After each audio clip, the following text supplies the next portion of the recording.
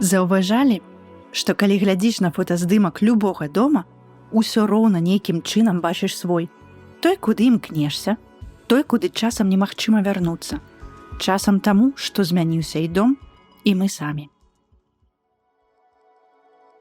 Праз парк з шырокімі алеямі, усаджанымі дрэвамі вы бачыце белы двухпавярховы палац. Дом з амаль 200-гадовай гісторыяй. Прама перад ім вылучаюцца 3 сілуэты. Прыплюшчыш вочы і ўяўляеш, што гэта зусім і не дрэвы і не кусты, а 3 постаці. 3 пакаленні, 3 эпохі. Спыніліся ад нечаканай сустрэчы і глядзяць на вас у адказ. Хваісты водар лесу пасля дажджу акутвае бы ажурная хустка, а з прыадчыненых вокнаў струяцца нясмелыя ноты фартэпіяна.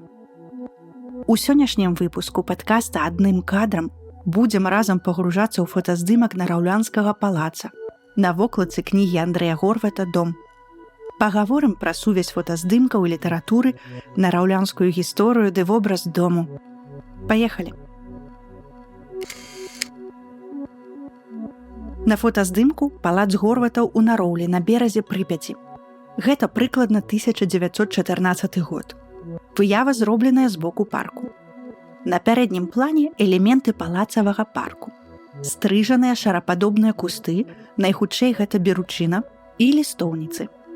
Сведкі клапатлівай працы садоўніка і пільнай паркавай планіроўкі.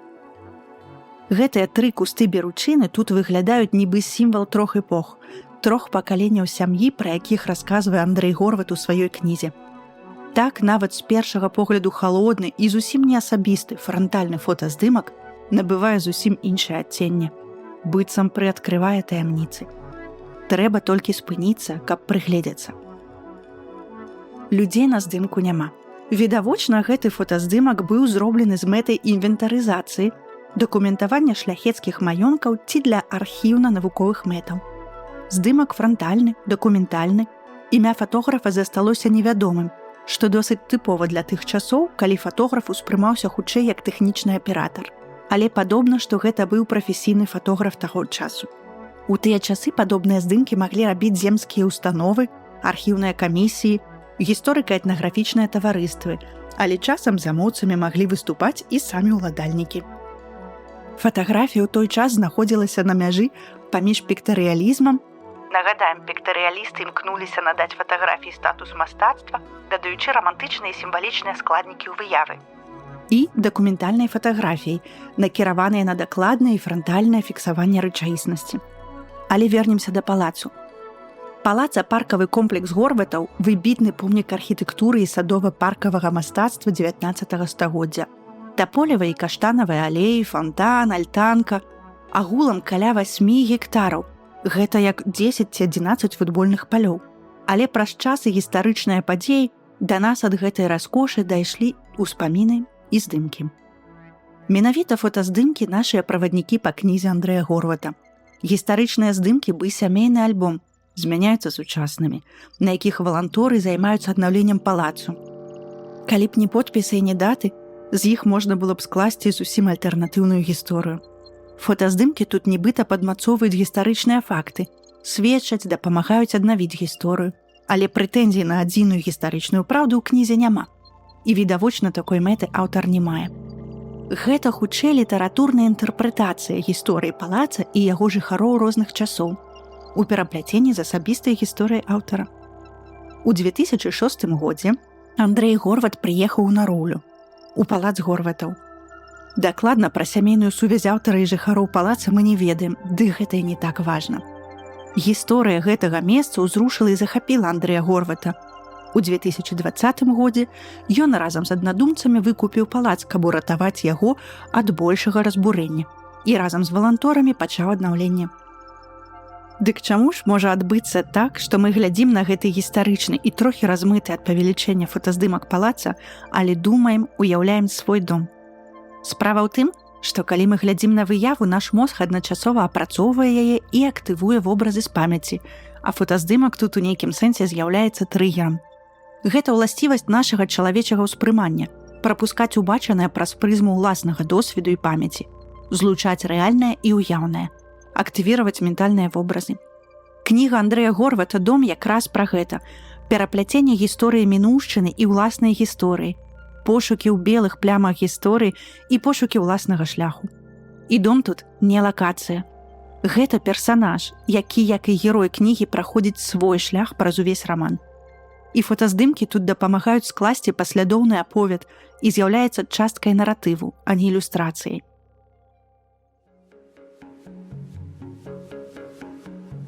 Якая карысць ад кнігі? Падумала Аліса. Калі ў ёй няма выяў і размоў. Піша Луіс Кэрал у сваёй Алісе ў краіне цудаў.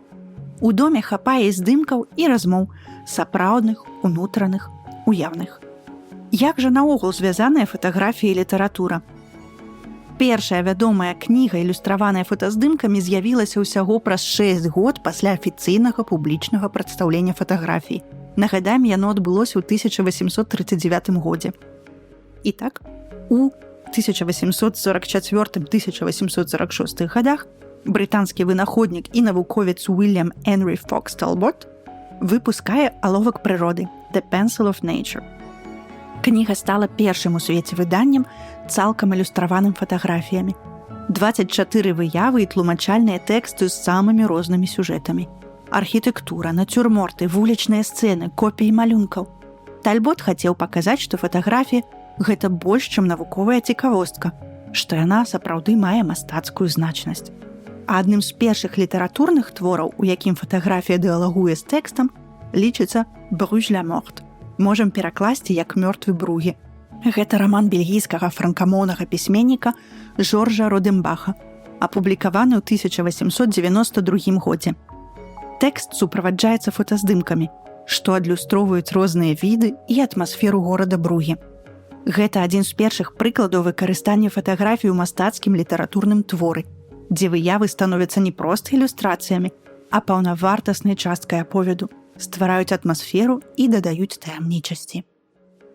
У сярэдзіне 20-го стагоддзя з'яўляецца больш кніг, дзе фатаграфія становіцца поруч з тэкстам.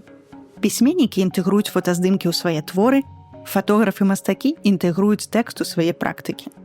І часам дакументальныя і выдуманыя пераплятаюцца, каб стварыць новы наратыў. Аўтар пераўтвараецца хаця б часткова і часова ў героя праекта. Узгадваецца сучасная французская мастачка Сафі Каль і, напрыклад, яе праект «Назіранне» ці «Сачэнне па-беларуску», у якім яна папрасіла сваю маці замовіць прыватнаму дэтэктыву назіранне за сабой і пераўтварыла здымкі і тэкставыя назіранні ў мастацкі праект і кнігу. Дарэчы, у мастачкі сама яна ідэнтыфікуе сябе больш так, чым фатограф. Шмат праектаў, дзе адпраўной кропкай становіцца яе асоба ці нейкія факты з жыцця, а тэксты і выявы разам ствараюць новую, фіктыўную гісторыю. Літаратурныя творы часам выкарыстоўваюць архіўныя фотаздымкі, асабістыя здымкі ці візуальныя дакументы, каб узбагаціць аповед альбо больш шырока даследаваць пытанне, напрыклад, памяці. Узгадаем Вінфрэда Георга Зібальда, выбітны нямецкі пісьменнік, які даследаваў тэмы гісторыі, памяці і звязаных з імі траўмаў. Фатаграфія ў яго творах падмацоўвае гістарычны наратыў і стварае больш аб'ёмную картыну тых падзей, пра якія вядзецца гаворка. А таксама дадае пэўную двухсэнсоўнасць і інтэнсіўнасць аповеду. Асаблівыя адносіны фатаграфіі і літаратуры ствараюцца таксама і ў аўтафікшн праектах. У гэтых творах фатаграфія выступае не проста як ілюстрацыя, а як паўнавартасная частка аповеду, якая раскрывае тэкст з іншых бакоў і дадае глыбіню. Выкарыстанне асабістых і архіўных фотаздымкаў злучае асабістую памяць з калектыўнай гісторыяй. Жак-Анры Лартыг – іншае імя, якое узгадваецца ў звязку з аўтафікцыяй і спалучэннем асабістых здымкаў і тэкстаў. Яго творчасць часам называюць працяглай, тэкставай і візуальнай аўтафікцыяй. З самага дзяцінства ён складваў сямейныя фотаальбомы, суправаджаў іх подпісамі, каментарамі, нататкамі. Такім чынам, з выяў і фрагментаў тэксту, наўмысна суб'ектыўных і выбраных, ён быццам бы складвае аповеды пра сябе і той свой вобраз, які хацеў пакінуць у гісторыі. Ён не дакументуе сырую рэальнасць, а выбірае, кадруе і перапісвае яе, канструючы вобраз самога сябе, заўжды маладога, закаханага, шчаслівага. Лартыг стварае аўтабіяграфічнага персанажа. Яго творчасць моцна паўплывала на літаратурную аўтафікцыю і кнігі, што спалучаюць асабістыя архівы з суб'ектыўным наратывам. Часам даследчыкі гавораць пра аўтабіяграфічную міфалогію. Яго творчасць таксама ставіць пад пытанне селектыўны характар памяці і тое, як ствараецца наратыў праз выбар пэўных здымкаў і пэўных фрагментаў тэксту. Але ж і сама фатаграфія наогул пра ўсё гэта. Кадрыраванне, выбар пэўнага моманту – гэта заўжды пра фрагмент рэчаіснасці, пра выбар. Сам тэрмін аўтафікцыі выявіў пісьменнік Серж Дуброўскі ў 1977 годзе, каб апісаць сваю кнігу «Сын». На вокладцы ён піша «Фікцыя строга рэальных падзей і фактаў». Аўтар становіцца расказчыкам, персанажам, а паняцце праўды замяшчаецца паняццем суб'ектыўнай праўды. Канешне ж, нават калі тэрмін з'яўляецца ў гэты час, у літаратуры такія эксперыменты пачаліся нашмат раней, і літаратары засноўвалі свае творы на ўласным досведзе і ўласным жыцці.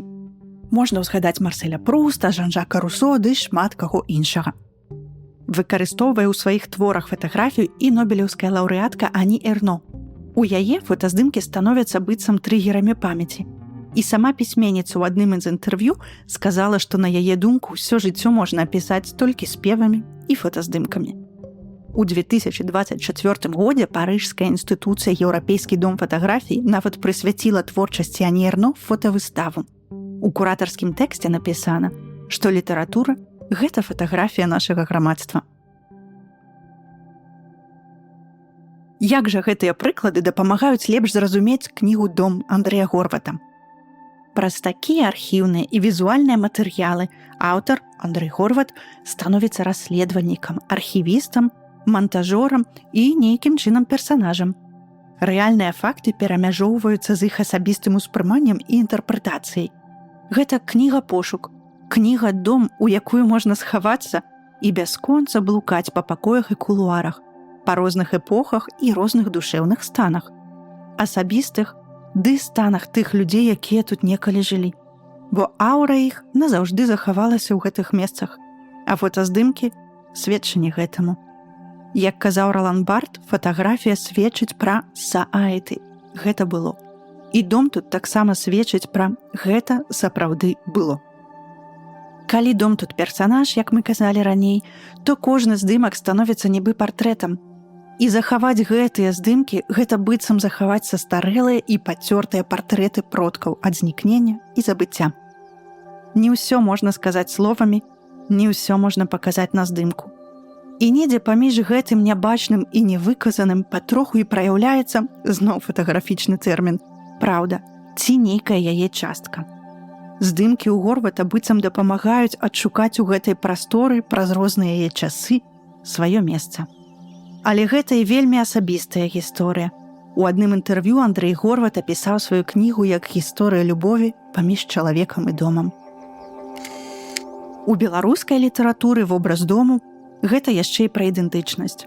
І вобраз страчанага дому ў прыватным і ў больш шырокім сэнсе ён пра нашу нацыянальную агульную траўму, пра нашу хісткую гісторыю, пра бясконцыя гістарычныя выпрабаванні. Дом – гэта пра сям'ю, пра карані, пра сувязь з продкамі і са сваёй зямлёй, пра пераемнасць, пра сувязь асабістага і агульнага.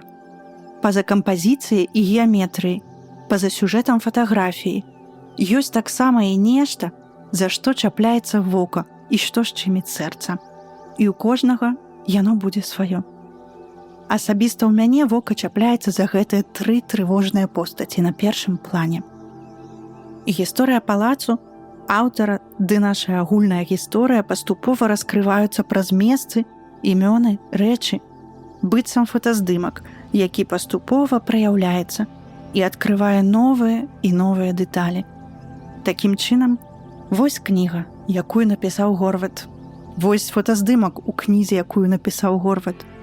Вось дом, які пабудаваў Горват на фотаздымку ў кнізе, якую напісаў Горват.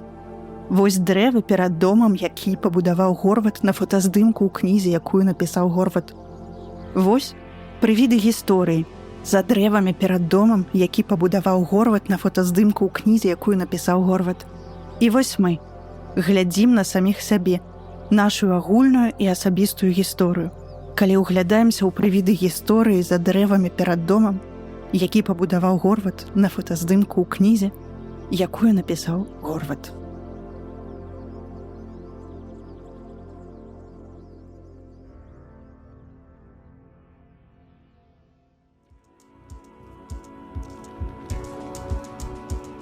Дзякуй, што былі разам з намі.